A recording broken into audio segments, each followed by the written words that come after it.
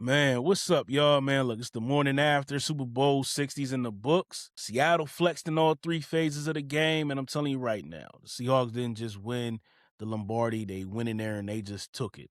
I picked the Patriots, that's my squad, but I should have known better. You know what I mean? Like, I thought with my heart more so than with my mind, because I'm looking at the all 22s all week, and I'm like, yeah, Seattle was like that. You know what I'm saying? But my heart was like, hey, look, we ain't losing to Seattle. You know what I'm saying? Like, I knew what it was. You know what I mean? But the real story of the game was the Seahawks defense, man. The number one defense showed up like it was personal.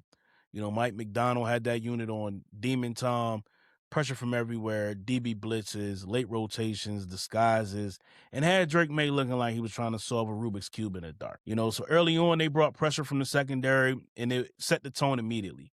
Witherspoon was coming, the protection was confused, and Drake May was getting hit all night. And then that defensive line, man, look, they ate, man. They ate all game, 6 sacks, 2 interceptions, and it felt like every time New England was trying to get something going, Seattle just sniffed it out. You had Derek Hall, Byron Murphy, the second, Witherspoon, Mills, DeMarcus Lawrence, everybody getting involved, and that's when you know it's not just stars, it's depth. And then they sealed it with that pick six late, and what sparked that was more pressure. You know what I mean? They put Drake May under a lot of chaos last night. Defense had a party all night, man. And for Drake May, look, rough night in the biggest moment. I ain't trying to drag the kid, but he had an incredible season. But last night, that pressure got to him. He finished 27 for 43, 295 yards, 2 touchdowns, 2 picks. But if we're keeping it real, most of those stats came from after Seattle already had control. Because the first half, New England couldn't do anything. They punted on basically every real possession, 5 straight non-kneel drives in the first half, ended in punts. Barely any first downs, no rhythms. And when they came out after halftime needing answers, it was more of the same stuff. 3 and outs, stacked up, and it turned into too little, too late type time. You know what I'm saying? But Seattle had May holding the ball, moving off his first read a lot of times. Nobody was open. That secondary, man, they strapped up. New England's wide receivers, man. And shout out to Kenneth Walker III, Super Bowl MVP. Offensively, Seattle didn't need to be perfect through the air, but Kenneth Walker III, he put that cape on, man. He did his thing. Sam Darnold wasn't exactly sharp, right? He missed some throws, didn't look comfortable, but Kenneth Walker was like, I got us, you know what I'm saying? So 135 yards rushing on 27 carries, and he was ripping off chunk runs, 10-plus yarders, big second quarter burst, patient like Le'Veon Bell, you know what I mean? I'm looking at him like, is that Le'Veon? Yo, what's up? You know what I mean? He was being patient, letting the lanes develop, and then he just exploded through the lane, and that matters because when New England came into this game, proud of how they've been dealing with the run, but Walker was truly a difference maker for that offense. That was a big-time game on the biggest stage from him. For the Patriots, though, the bright spot was the defense. They actually gave him a little chance. And I want to give them the credit where it's due. That defense fought all night.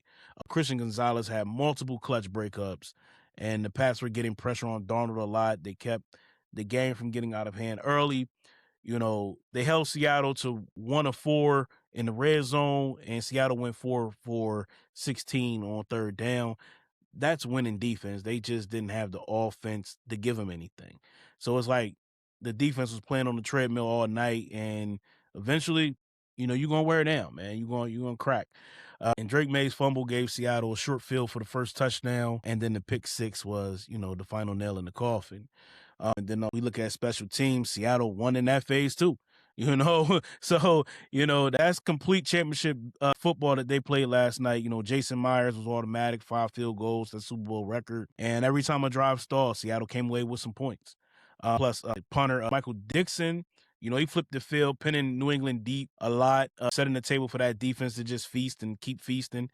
And that's how you dominate without needing the fireworks on offense, man. So, bottom line, Seattle won the Super Bowl with defense, with the run game, and with special teams. And when you win in all phases like that, it's not a close game, it's a takeover. And honestly, if it wasn't for that defense of New England, that score would have been, blown completely open. They probably would have dropped 40 to 50 points on New England last night if it wasn't for that defense. So you got to get the defense some credit, man. Offensively, it needs some work. So, but if you're a Seahawks fan, look, congratulations. Enjoy the parade. If you're a New England fan, look, yeah, you got a young quarterback. You got a coach. Your foundation is what it is. But that game film is going to hurt, and you're going to see where you have issues. Like, the issues been there all year. It's just they were winning, so it's covering it up. You still need a wide receiver. I've been saying they need a wide receiver since Tom Brady's last year. You know what I'm saying? So they still need a bona fide number one wide receiver. You know, you still need to get younger at tight end, get yourself a better tight end. You know, Hunter Henry's okay, but I mean, like, he's in his 10th year. Hey, he ain't the same Hunter Henry. Hooper can go. You know, guys like Mac Hollins, like, yeah, it's a fun story, cool guy, walk around, no shoes on, but can you rely on guys like that, you know, as your wide receiver core? You know what I'm saying? Even if he stays, you still need to bring in somebody else. You need a bona fide number one wide receiver, because Stephon Diggs is not that. Not at this point in his career. You know what I'm saying? So they got a lot of things to figure out. Then the offensive line, which was terrible.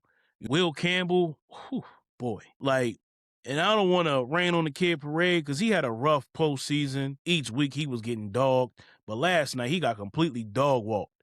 Like, I have never seen this in the game where a guy repeatedly at the pro level get drove back into the quarterback. You know what I'm saying? He get knocked on his butt, everything. I'm just like, dog, like, what's up? Like, you know what I mean? Like, so my question is tackle really the spot for him, or should he be a guard?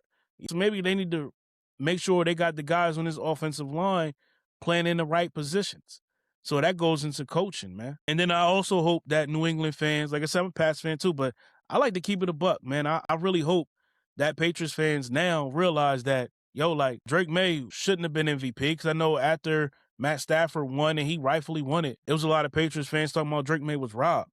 Bro, we seen it last night. Like, he couldn't do anything. And yeah, I know the pressure was there, but still, like, you still make some plays. Use your legs. Like, when stuff wasn't developing, you supposed to take off and run, and he never did. Like, he did a few times, but it wasn't enough. You know, he could have extended plays with his legs, but he didn't. But and if we thinking about, like, people talking about the house money and all that stuff, bro, that's a bunch of BS, man. Like, there is no house money. You know what I'm saying? Like, I felt like this was the opportunity to seize it and to go win a Super Bowl. Like, you know what I mean? Like, you had this opportunity here in front of you, and you didn't seize it. Like, you looked like you didn't belong on the field. You know what I'm saying? Like, you was outclassed, outmanned, you know, outskilled last night. And that's just me being a fan, and I'm just telling you what it is. Like I said, like, I picked the Patriots. I went with my heart. Should have went with my mind. Like I said, I watched the all 22s. Like, I seen it on film. Like, yo, like, this Seattle defense is no joke. I wasn't too concerned about the offense because I knew New England's defense is good, you know? So I was just concerned about Seattle's defense, that defensive front. You know what I'm saying? Then you look at the secondary, how they clamp down the wide receivers. Like, you see the issues right there. Like, they need more pieces on offense in New England. So until you get that, you really can't expect to be doing much. Like, this year was your golden ticket, you know what I mean, in my humble opinion. You know what I'm saying? So you look at next year, man, look, you play in the AFC West. You got the NFC North. So that's going to be tough. You got to go play Seattle again. I believe that's up. Is that in Seattle? I mean, look, yeah, you got to go play Seattle in Seattle next year. You got to go to LA to go play the Chargers. You got to go play Kansas City. You got to go to Detroit and go play Detroit. You got to go to Chicago and go play the Bears. You know what I'm saying? And you still got your regular division games. Like, who cares about the Jets? You know what I mean? But, you know, you looking at your home games. You got the Packers coming in. You got the Vikings coming in. You know what I'm saying? Like, you got the Steelers coming in for whatever they're going to be. Quarterback, we don't know what the quarterback going to be. Mike McCarthy, I ain't a fan of that, but they still got a good defense too, you know, but it's a lot that got to go on with New England, and it is what it is, man. So we wrap up this 2025 NFL season with Super Bowl champion Seattle Seahawks. Congratulations to the Seahawks.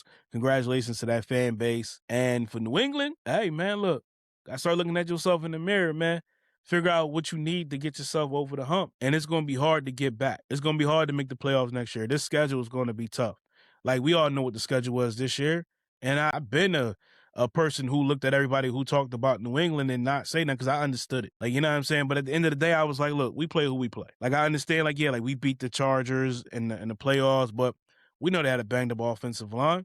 Offensive line had been healthy all year. You go to the Texans, you play the Texans the next week, and I knew, yeah, their defense is crazy. You got Hunter and Anderson Jr. over there, but you playing against C.J. Stroud. I was like, yo, New England gonna win. And then you go to Denver, and that was supposed to be the matchup where I was like, ugh. But Bo Nix gets hurt, and you got Jarrett Stidham. Like, come on, man. He a backer for a reason. Like, so you go there and you win, but we get the Super Bowl and I was like, whoever come out the NFC probably going to beat the Patriots, man. Like, whether it's going to be the Rams, whether it's going to be the Seahawks. But then my heart was like, nah, we going to win this joint. You know what I mean? We going to win this joint. But it is what it is. I should have just thought with my mind more so than with my heart. You know what I mean? That's what happens, You know what I mean? Like, if your mind and your heart ain't aligned, then, hey, it's going to spell disaster, and it did. And it looked like last night, like what it was. Like, they didn't belong on the field last night. They wasn't good enough. And that's just the honest truth. So y'all call me, whatever you want to call me, about a fake fan, but all you want to know is, man, I'm going to keep it 100. Like, I'm going to tell you, like, they wasn't good enough last night. They looked like they didn't belong on that field. You know what I'm saying? So that's how we're going to look at this. And we're going to move forward to the following season, man. Look, the draft coming up. Free agency going to be opening up soon. Let's see what all these teams do, all 32. We're going to be talking about that, of course. I'm not just covering the Patriots. Like I said, I'm covering all 32. My team just so happens to be the Patriots, man. But that'll say you got to take your bias out of the equation when talking about other teams like the Jets, you know what I mean? And the Bills in the same faction. You just got to do it. But until next time, man, look, that was the recap of the Super Bowl. Good chat with y'all, and we out, man. Look, check out Unrivaled Basketball tonight, TNT. The one-on-one start on Wednesday, so we're going to be talking about that. NBA heating up. And also, we're on the road to WrestleMania, man. We got Raw tonight. We still got things to talk about, so tap in. Make sure you follow, like, subscribe. Do all that good stuff on all the channels, man. YouTube, TikTok, Instagram, Facebook. Game time with Hubb, man. Until next time, man. You already know what time it is, man. It's game time, baby. We out. Peace. Thanks for checking out this episode of Game Time with Hubb. Make sure you like and subscribe on your favorite podcast platform so that you never miss Game Time action. See you next time.